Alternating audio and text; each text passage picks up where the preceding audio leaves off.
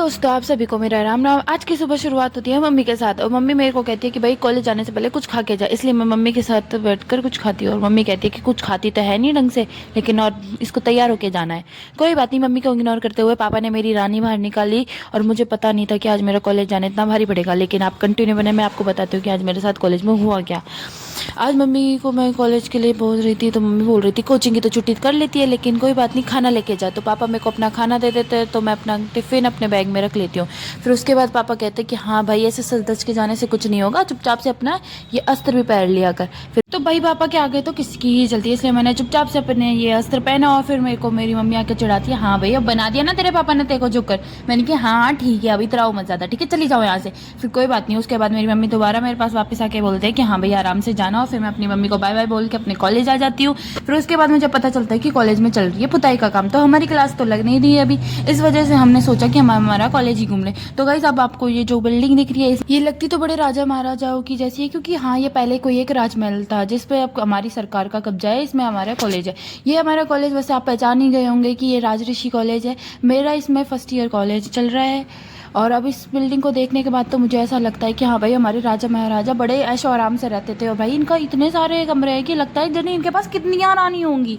भाई अब कोई बात नहीं, अब हम इस एरिया को देखने के बाद तो मैं तो सोचती हूँ कि मैं अपने घर से इस्तीफ़ा लेके यहीं बस जाती हूँ, लेकिन कोई बात नहीं, घर के छोड़ेंगे नहीं, इसलिए हम यहीं घूम लेते हैं क्योंकि भाई ये हमारा ही कॉलेज है। अब हमें 3 साल तो यहीं रहना है, तो अब हम आराम से यहीं पर ही मस्ती कर सकते हैं, क्योंकि वैसे ही हमारा कॉलेज जंगल के बीच में पड़ता है, तो हमें तो ऐसा डर लगा रहता है। क्योंकि इस वक्त अभी कुछ वक्त पहले यहाँ पे एक लेपर्ड भी आ चुका था, जिस वजह से काफ़ी खौफ था कि भाई बच्चे जाते नहीं थे कॉलेज में, लेकिन अब वो पकड़ा जा चुका है, इस वजह से आराम से कॉलेज आ सकते हैं। लेकिन अब मुझे ये खौफ था कि मेरी चाबी खो चुकी है। अब आप सोच रहे होंगे कि किसकी चाबी, भाई मेरी रानी की चाबी खो दी है मैंने। तो भाई अब मैंने घर से पापा को तो बुला लिया, लेकिन मुझे इतना डर लग रहा था। फाइनली पापा मेरे को चाबी तो दे गए, लेकिन अब मुझे इतना घर जाने में इतना डर लग रहा था ना कि भाई मेरा पता नहीं क्या होगा। मैं तो यही सोच रही थी।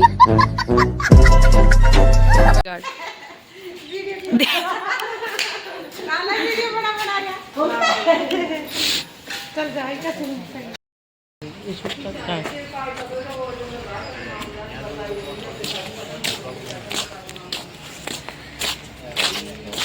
शेर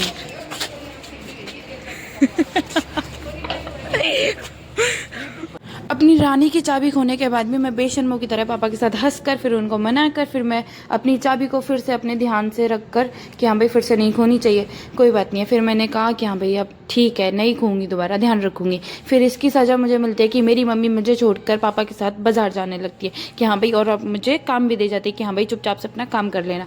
मैंने कि हाँ ठीक है भाई, जाओ जाओ मार्केट जाओ। फिर मेरी मम्मी मुझे चिढ़ाती हुई पापा की स्कूटी पर बैठ जाती है और कहती है कि हाँ भाई अब हम तेरी रानी लेके जा रहे हैं और चुपचाप से सारा काम कर लेना। मैंने कि हाँ ठीक है जाओ।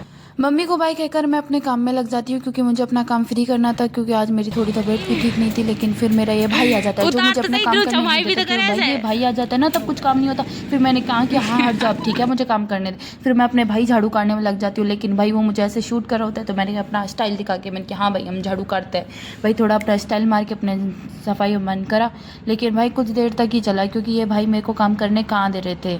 इसलिए मैंने थोड़ी देर फास्ट अपना काम फटाफट, मैंने सोचा भी नहीं था उससे जल्दी तो मेरे घर वाले आ गए वापस। फिर उन्होंने कहा था कि हाँ भाई अभी तक तुम्हारा काम नहीं हो और यहीं बैठे हुए हो। मैंने कहा हाँ मैं अभी काम कर ही रही थी, लेकिन ये भैया आ गए थे इसलिए फिर मैंने इनको फंसवा दिया। लेकिन कोई बात नहीं, मेरी मम्मी कह रही थी कि हाँ अब तुम कोई बात नहीं आराम कर लो। फिर उसके बाद मेरे पापा ने कहा ऐसे कैसे आराम कर ले, चुपचाप से अब फावला लेके कर ले। भाई मैं अपने काम पर लग गई थी। फिर मैंने कहा कि हाँ भाई थोड़ी देर तो आराम दे दो, मैं बहुत देर से काम कर रही हूँ। फिर उसके बाद पापा ने कहा कि हाँ मुझे पता है तूने कितना काम करा होगा, दिख रहा है तेरा काम। मैंने कहा हाँ भाई ठीक है, इतनी भी मत बिगाड़ो। 5 मिनट मेरे भाई ने काम किया होगा खींच के 5 मिनट। फिर कह रहा है कि चल हाथ मुंह धोने चलते हैं। मैंने कहा हाँ ठीक है चल हाथ मुंह धोने चलते हैं, फिर अपन घूमने चलेंगे, कुछ खा के आएंगे, भूख लग रही है। फिर पापा भी मान गए, पापा ने कहा हाँ ठीक है जाओ। फिर मेरा भाई भी कुछ मेरी एक्टिंग करके फिर उसके बाद बोलता है कि हाँ भाई आज मैं तेरा भाई स्कूटी चलाएंगे। मैंने कहा हाँ ठीक है तू स्कूटी चला, मैं तेरा व्लॉग बनाता हूँ। फिर भाई व्लॉग बनाने से तो भाई ना है कि मैंने उसका बिल्कुल भी व्लॉग नहीं लिया, कोई बात नहीं। फिर उसके बाद वो कह रहा है कि हाँ भाई अब चलते हैं फिर घर। हमारे कोई रास्ते में हमारी मम्मी वगैरह मिल जाती है और ये भाई चटोकड़े बिल्कुल गोलगप्पे खाने के लिए जा रहे हैं। फिर मेरी मम्मी कहती है कि हाँ भाई तुम्हारा यही काम है, फिर कैमरा लेके खड़ी हो गई। मैंने कहा हाँ ठीक है लड़ो मत। फिर मैं अपने भाई को हाई फाई करके फिर मैं आ जाती, क्योंकि मुझे भूख लग रही थी, वो भी बहुत तेज से। पुष्पा नाम सुन के फ्लावर समझे क्या, फायर है मैं। छोटी पुष्पा को इग्नोर करते हुए मेरे भाई ने चाउमीन खाई, फिर उसके बाद हम निकल चुके थे घर के लिए। तो गाइस आज का व्लॉग यहीं खत्म होता है। आपको मेरा व्लॉग पसंद आया हो तो लाइक कमेंट शेयर करें और मेरे चैनल को सब्सक्राइब करें। Bye bye, tata, good night.